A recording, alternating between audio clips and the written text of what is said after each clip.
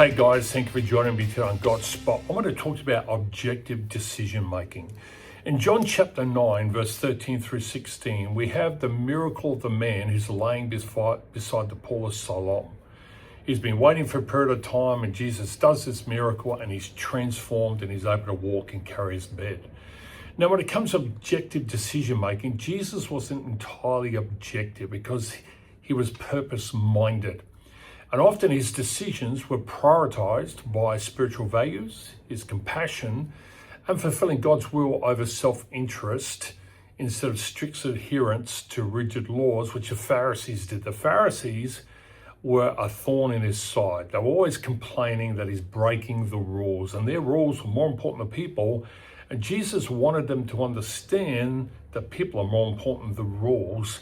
But at the same time, we need to learn how to think about how we make decisions about things as well. I know when I gave my life to Jesus, it changed my decision-making process. Number one, I was challenged in what I worship, what came before God, and did I worship God? Number two, did I have the conviction? I had to make a decision about the conviction to say what I really believe and risking people mocking me and laughing at what I believe. And I think the third thing was a willingness to critically analyze my decisions and make sure it was the right decision. So let's talk about objective decision making. Objective decision making is a leadership approach that relies on facts, data, and making a logical reasoning rather than using personal biases or emotional influences. It's about having good EQ in making decisions.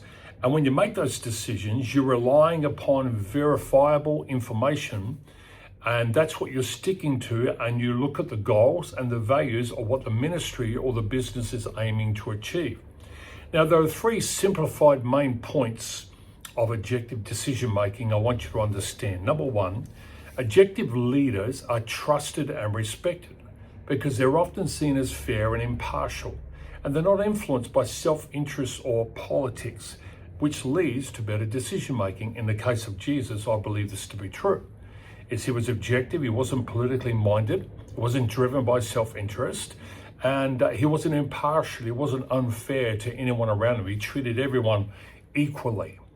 And that's the beauty about the character of Jesus. The second thing we need to understand about objective decision making is true objectivity is very difficult. If we're really honest with ourselves, it's hard to get past our own personal beliefs and experiences and even our personal interests. And many times they can cause us to make the wrong decision. And we need to be very careful of that.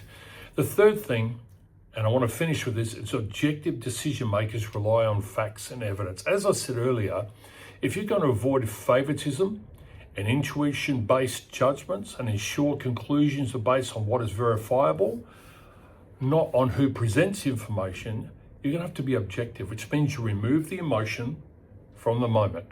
You remove everything. And it means having the ability to pause and breathe, step back, and instead of sending that email that's emotionally driven or responding emotionally, is that you say, you know what are the facts? Gather the facts, get the data, and then you can address the issue as it needs to be done. I hope this really helps you today.